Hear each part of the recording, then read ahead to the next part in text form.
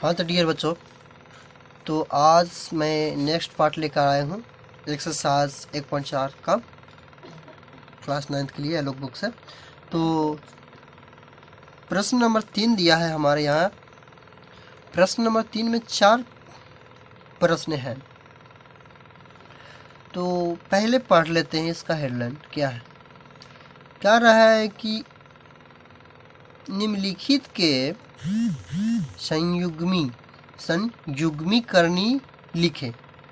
ठीक है, तो मैं बता देता हूँ। इसका सीधा सीधी कहना है संयुग्मी का मतलब कि जो चिन्ह में यहाँ परिवर्तन करना है। ठीक है, यदि ये प्लस में है तो यहाँ पे माइनस करके लिखना है। सब कुछ वही अंक संख्याएं रहेगा, लेकिन जहाँ प्लस वहाँ क्या करना है, माइनस देना है। ठीक है, लेकिन वही जो मेन चिन्ह में हो। ठीक है, जैसे कि इस तरह से रहे तो इस तरह से नहीं करना है। दे देता हूँ एक एग्जांपल में।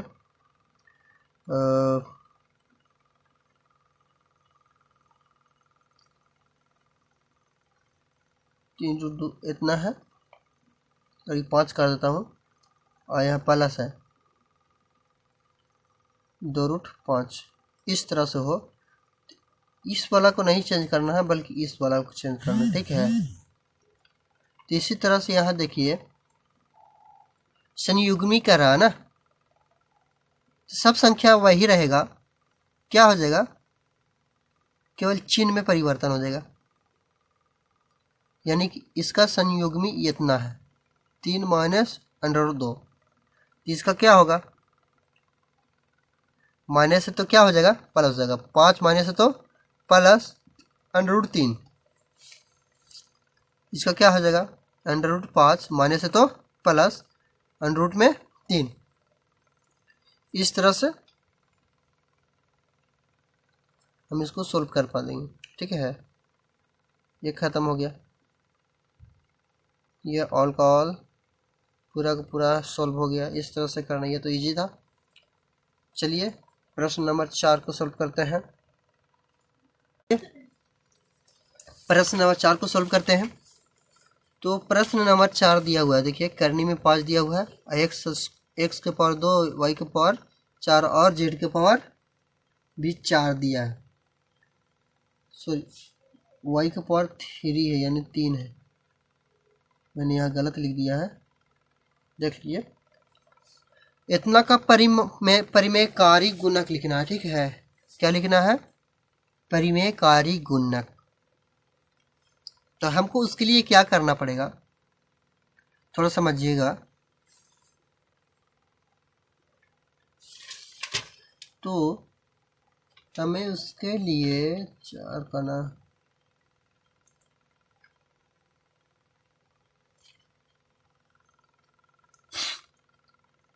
ध्यान से समझिएगा।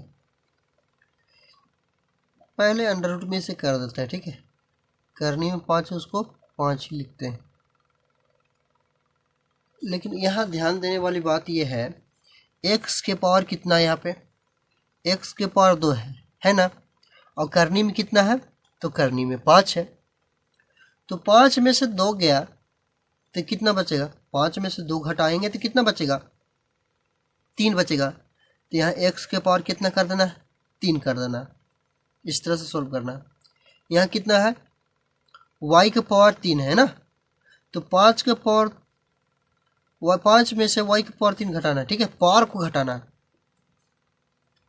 तो 5 में से 3 को घटाएंगे कितना आएगा, y के पावर 2 आ जाएगा। यहाँ कितना है, z के पावर 4 है, तो 5 में से 4 को घटाएंगे कितना आएगा, z के पावर 1। यानी कि z के पावर 1 ना भी लिखें तो कोई दिक्कत नहीं है, यानी z ही होगा। तो इस तरह से इसका फाइनल आंसर आ जाएगा। मिला लीजिएगा, शॉर्ट ट्रिक था। ठीक है, सीधे सीधे आसानी तरह से बनाने का ये शॉर्ट ट्रिक था। तो चलिए प्रश्न नंबर 5 दिया है, दी गई संख्याओं को हर का परिमेयकरण करना है ना।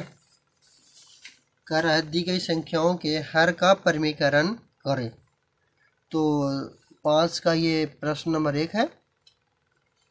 इसे क्या करना है, हर का परिमेयकरण करना। तो चलिए देखते हैं। दिया है 1/√3। अब ध्यान से देखिएगा, हरों का परिमेयकरण करने के लिए कह रहा था। हर तो यहाँ कौन है, ऊपर वाला अंश 1 है, ऊपर वाला का अंश बोलते हैं, नीचे वाला को हर बोलते हैं। जो बट्टे के नीचे रहता है वो उसको हर बोलते हैं। तो हमको क्या करना है, हरों का ही परिमेयकरण करना है, यानी कि √3 इसका परिमेयकरण करना है। ये हो गया क्या, ये हर हो गया और ये अंश हो गया। और हमें कह रहा है हरों का परिमेयकरण करने। तो उसके लिए क्या करेंगे, 1/√3 है तो वैसा ही लिख देंगे। फिर क्या करेंगे, गुना करेंगे। तो क्या गुना करेंगे, तो ध्यान से देखिएगा। हमको क्या करना है यहाँ पे, मेन यहाँ हमारा क्या मकसद है, जो रूट में 3 है वो √3 को रूट से बाहर कर देना है किसी भी तरह से। किसी भी तरह से नहीं, मतलब रूल, अकॉर्डिंग टू रूल के अनुसार ही। लेकिन हमको क्या करना है, इस √3 को रूट से बाहर करना है। तो चलिए, √3 को बाहर करने के लिए इसमें √3 को √3 से गुना करने की आवश्यकता है कि नहीं। क्योंकि √3 से √3 में गुना होगा तो क्या होगा, √9 हो जाएगा। और √9 का वर्गमूल कितना होता है, तो 3 होता है, रूट से बाहर ऐसा ही हो जाएगा। लेकिन ऐसा ही तो गुना नहीं कर सकते। अगर हम नीचे से गुना करते हैं √3 से, तो ऊपर में भी गुना करना पड़ेगा, यानी 1 में भी √3 से गुना करना पड़ेगा। देखिए ध्यान से, √3 से √3 काट जाएगा, तब कोई फर्क नहीं पड़ेगा, नहीं पड़ेगा, वापस फिर से इतना ही आ जाएगा। इसलिए जितना नीचे से गुना करते हैं उतना ऊपर में भी गुना करना पड़ेगा, यानी कि अंश और हर में √3 से गुना करना पड़ेगा √3 को हटाने के लिए। तो क्या हो जाएगा, 1 में √3 से गुना करेंगे तो क्या हो जाएगा, √3 हो जाएगा। और √3 से √3 में गुना करेंगे तो क्या हो जाएगा, सीधी बता देता हूँ। √3 और √3 जब गुना होता है तो रूट हट जाता है और सिर्फ क्या बचता है, 3 बचता है। तो ये जो है हमारा आंसर हो जाएगा। ओके, चलते हैं सेकेंड नंबर प्रश्न सॉल्व करते हैं 5 का।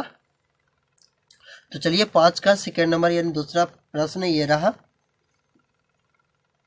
तो इसे भी उसी तरह से करना है, 2 ही लिखेंगे, बटे में 5 करेंगे। अब क्या करना है हमको, √5 को हटाना है। तो √5 से नीचे में गुना कर देंगे और √5 से ऊपर में गुना करेंगे, तभी तो √5 हट पाएगा, 5 पर रूट हट पाएगा। और 2 से √5 में गुना करेंगे क्या हो जाएगा, 2√5 और 5 √5 और √5 को गुना करेंगे तो क्या हो जाएगा, रूट हट जाएगा, केवल 5 लिख देंगे। समझ गए, √5 में गुना करेंगे तो रूट हट जाएगा, केवल 5। जैसे √3 को गुना किए थे, क्या हुआ, रूट हट गया था, सिर्फ 3 लिखे थे। तो इसी तरह से करना है। वैसे भी देखिए, √5 और √5 को गुना करते तो कितना था, √25 था, 5 5 25 √ में था। अब जब इसको हम वर्गमूल बनाते हैं तो क्या हो जाता, 5 × 5 होता, यानी कि 5 का पेयर जब लगता है तो रूट से बाहर निकालते हैं। 2 5 के बदले में 1 5 बाहर रूट से निकालते हैं, यानी कि 5 ही ना आता। तो वैसे करें या ऐसे करें, आ तो रहा है उतना ही। तो ये जो है हमारा फाइनल आंसर हो जाएगा 2 के 2 का, 5 के 2 का। ओके, तो चलिए 3 को भी इसी तरह से सोल्व करते हैं। तो क्या हो जाएगा, ऊपर वाला जैसे वैसे उतार देते हैं, नीचे में जितना है उतना उतार देते हैं। अब क्या पड़ा, नीचे में कितना है, √13, तो ऊपर नीचे से गुना कर देते हैं, है ना। अब इसको गुना करेंगे तो कितना होगा, 13 दूनी 26, लेकिन अंडर में 13 दूनी 26। अब 13 में गुना करना है, √13 में गुना करेंगे तो क्या हो जाएगा, रूट से बाहर निकल जाएगा 13, ये आंसर हो जाएगा हमारा बुक में इस तरह से आंसर दिया हुआ है। देखिए 1/13 √26। तो ये एक ही बात होता है, ठीक है। ये इंटू में है, अगर गुना कर देते हैं, ध्यान से देखिएगा, ये इंटू में है, गुना कर देते हैं तो ये तो आंसर के साथ गुना होगा, यानी 26 से कम 26, सॉरी 13 ना, ये तो 13 रह जाएगा, ठीक है। तो इस तरह से अगर आ जाए आंसर तो घबराइए नहीं, ये सही है, गलत नहीं होगा। ओके, तो चलिए प्रश्न नंबर 4 को भी इसी तरह से सोल्व करते हैं। उम्मीद है कि आपको समझ में आ रहा होगा आप लोगों को। 32 से कम 32 से होगा, और इतना में इतना से गुना करेंगे क्या 32 रह जाएगा। लेकिन ध्यान दीजिएगा, इसमें से और अभी निकलेगा, देखिए कितना निकलेगा सब मैं बता देता हूँ। यदि हम 32 को तोड़ते हैं तो कुछ इस तरह से होता है।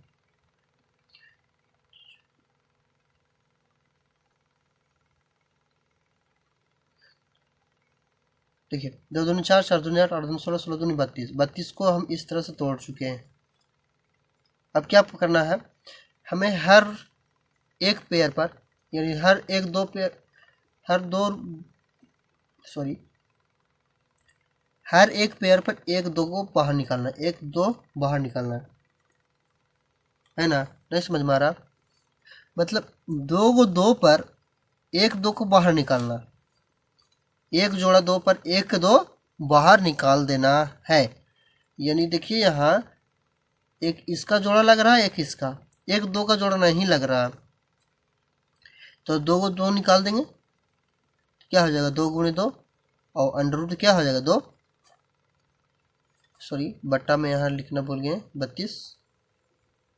इसी तरह से यहाँ देखिए 2 दूना 4 √2, 32, 4 एकम 4, 4 अट्ठे 32, 1/8 अंडर रूट 2।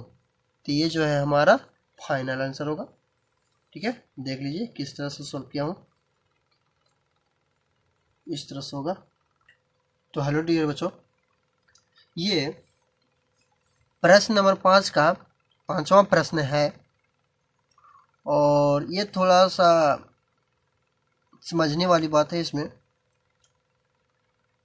यदि ध्यान से नहीं सुनते हैं, समझते हैं, तो आप हो सकता है ना बना पाए। तो यदि सही ढंग से समझना है तो ध्यान से देखें, तभी आंसर आ पाएगा, नहीं तो गलत आंसर आ जाएगा। देखिए हम जैसे कि कहे थे करनी में, करनी बनाने के लिए हरों का परमीकरण बनाने के लिए जो हर में होता है अंडर रूट में, यानी रूट के अंदर जो होता है उसे क्या करते हैं, हमका मकसद होता है उसको अंडर रूट से बाहर करना, मेन मकसद हमारा ये होता है। तो चलिए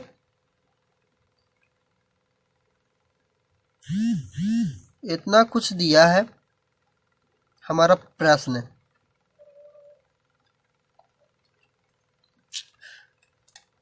और हम क्या करते हैं, इसको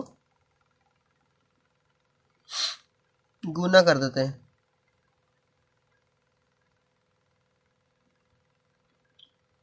इतना समझ में आया, जितना नीचे से गुना करेंगे उतना ऊपर में भी गुना करना पड़ेगा।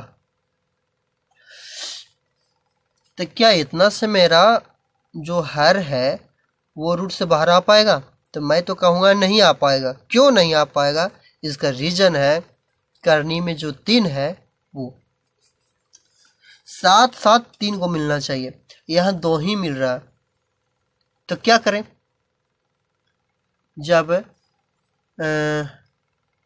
यहाँ 2 रहता है करनी में, तो क्या इसका 2 का एक पेयर लगाते हैं, ठीक है, 2 का जोड़ा लगाते हैं।